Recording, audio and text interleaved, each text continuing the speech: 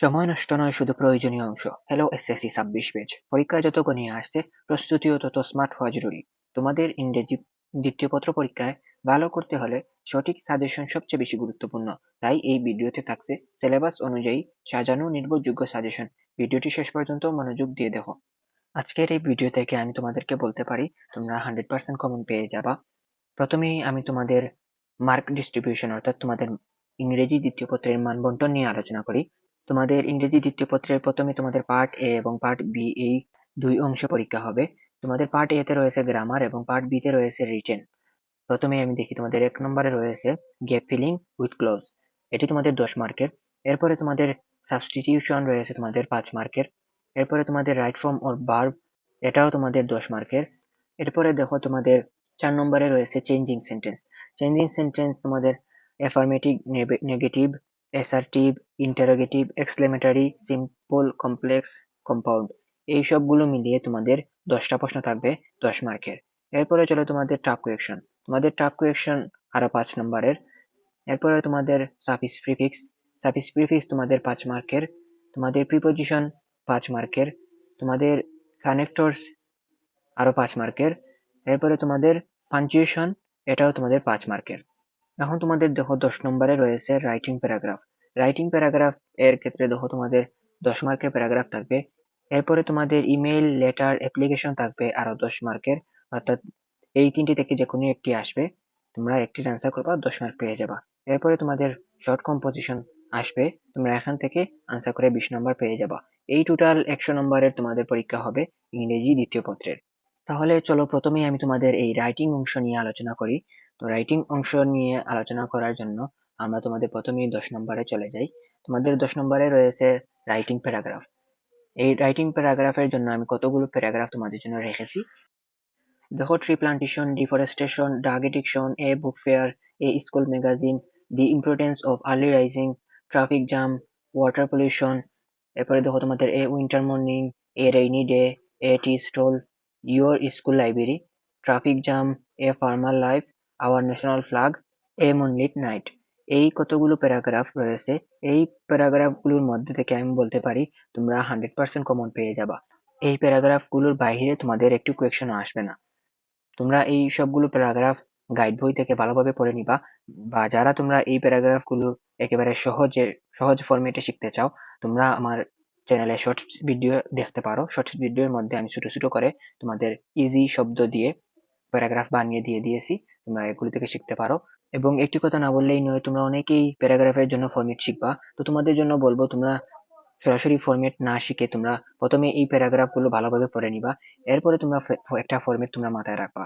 যখন তোমরা প্যারাগ্রাফ গুলো ভুলে যাবা, তখন তোমরা ফরম্যাটটা ইউজ করবা। না হলে তোমরা ফরম্যাট ইউজ করার কোনো প্রয়োজন নাই। কারণ যদি তোমরা ফরম্যাট ইউজ করো, তাহলে তোমাদের জন্য একেবারে কম মার্কস দিয়ে দিবে স্যারেরা। এরপরে চলো তোমাদের 11 নম্বরে চলে যাই। তোমাদের 11 নম্বরে কি রয়েছে দেখো, writing email, letter and application. তোমাদের সাধারণত ইমেইল আসে না, তাও তোমাদের এই বছরে তোমাদের ইমেইল আসার সম্ভাবনা রয়েছে। তোমরা ইমেইলও ভালোভাবে পড়ে যাবা। তোমাদের ইমেইল এবং লেটার তোমরা এখান থেকে শিখে যাবা, এবং অ্যাপ্লিকেশনের জন্য আমি তোমাদের নেক্সট পেজে দিয়েছি। দেখো তোমাদের এই কয়টি ইমেইল লেটারের মধ্যে তোমরা ভালোভাবে পড়ে যাবা। দেখো এখানে প্ল্যান আফটার এসএসসি এক্সামিনেশন, এরপরে benefit of reading newspaper, thanks for birthday gift, importance of physical exercise. এগুলো খুবই ইজি, তোমরা এগুলো ভালোভাবে পড়ে যাবা। তো তোমরা ইমেইল লেটারের ক্ষেত্রে অনেকে তোমরা ফরম্যাট শিখবা, তাদের ক্ষেত্রেও সেম কথা। সবগুলো সম্বন্ধে ভালো একটা ধারণা রেখে যাবা এবং ফরম্যাটও শিখে যাবা।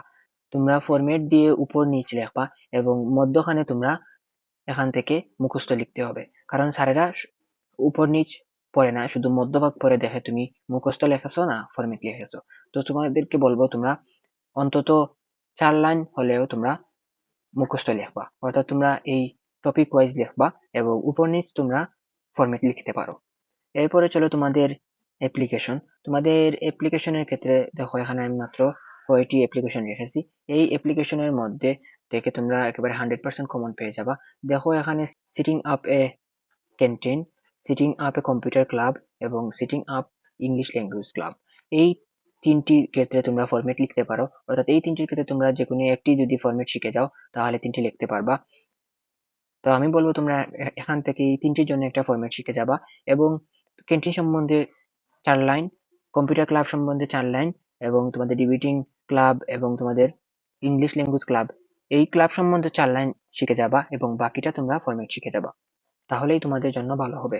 এরপরে তোমাদের দেখো permission to go on study tour, এরপরে তোমাদের এখানে আরো রয়েছে। তোমরা সবগুলোর জন্য একটি ফরম্যাট শিখবা না। দেখো তোমাদের যদি সবগুলোর জন্য একটি ফরম্যাট লিখো, তাহলে দেখো তোমাদের এই 3টি এক ফরম্যাটে হবে এবং এটি আরেক ফরম্যাটে হবে। এটি সম্পূর্ণ ভিন্ন। তোমরা কি টিসির ক্ষেত্রে লিখতে পারবা যে টিসি আমাদের সবার জন্য প্রয়োজন, টিসি আমাদের সবার জন্য গুরুত্বপূর্ণ, এগুলো কি তোমরা লিখতে পারবা?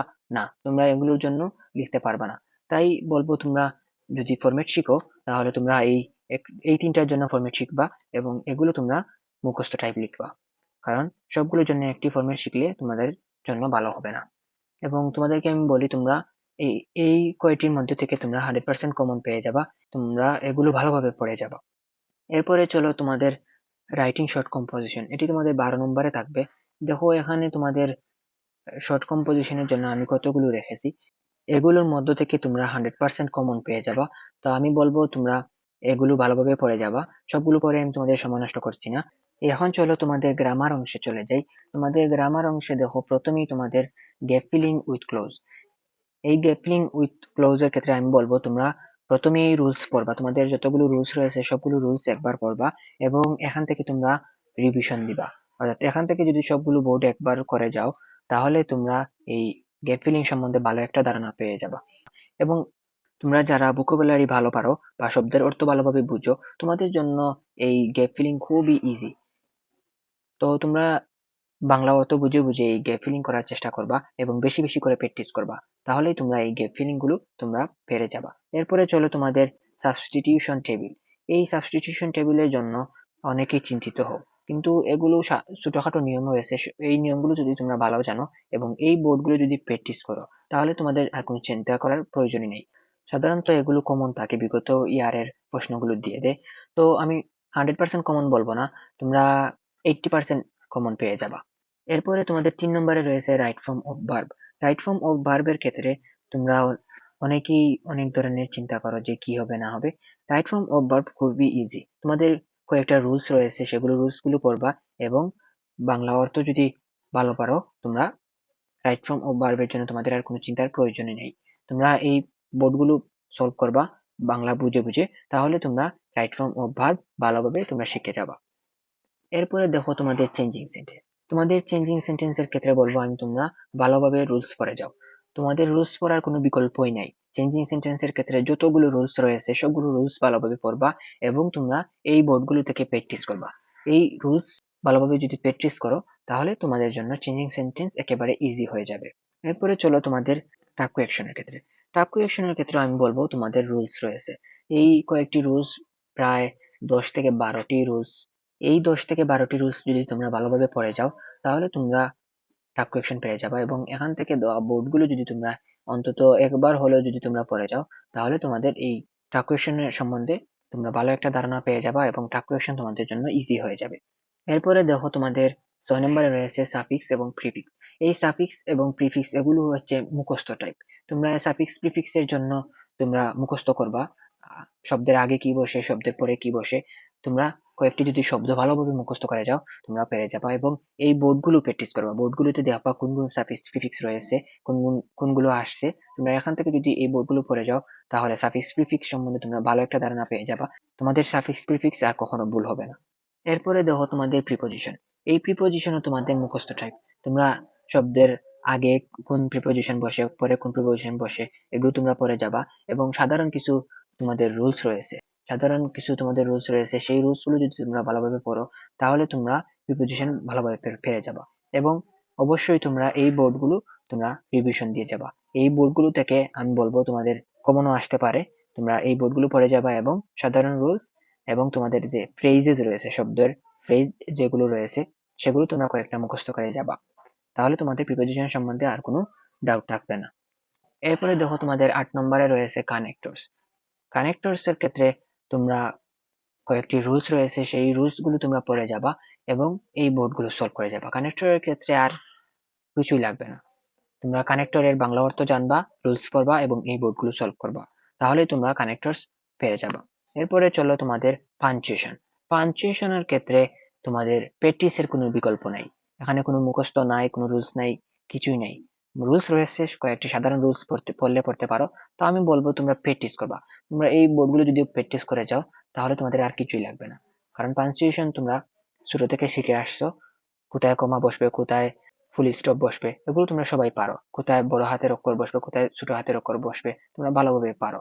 তোমরা সাধারণ কিছু রুলস রয়েছে সেগুলো পড়বা এবং এই বোর্ডগুলো ভালোভাবে প্র্যাকটিস করে যাবা, তাহলে তোমাদের আর কোনো কিছুই লাগবে না। এরপরে তো তোমাদের রাইটিং অংশ, এগুলো তো তোমাদেরকে আমি আগে দেখিয়ে দিয়েছি।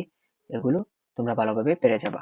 এগুলো তোমাদের একটি একটি করে তোমাদের তোমাদের শর্টস আকারে আমি তোমাদেরকে শর্টস ভিডিওতে দিয়ে দিয়েছি। তোমরা আমার শর্টস ভিডিওগুলো দেখবা। শর্টস ভিডিওগুলো দেখলে তোমরা এই সবগুলো তোমরা পেয়ে যাবা শর্টস ভিডিওর মধ্যে। তাহলে আজকের এই ভিডিওতে তোমাদের কেমন লাগলো তোমরা অবশ্যই কমেন্ট করে জানাবা। তোমাদের আর কাদের কোন বিষয়ে সাজেশন লাগবে তোমরা সেটাও কমেন্ট করে জানাতে পারো। আমি তোমাদের জন্য খুবই দ্রুত সাজেশন নিয়ে আসবো। তাহলে সবাই ভালো থাকো, দেখা হচ্ছে নতুন কোনো ভিডিওতে। আল্লাহ হাফেজ সবাইকে।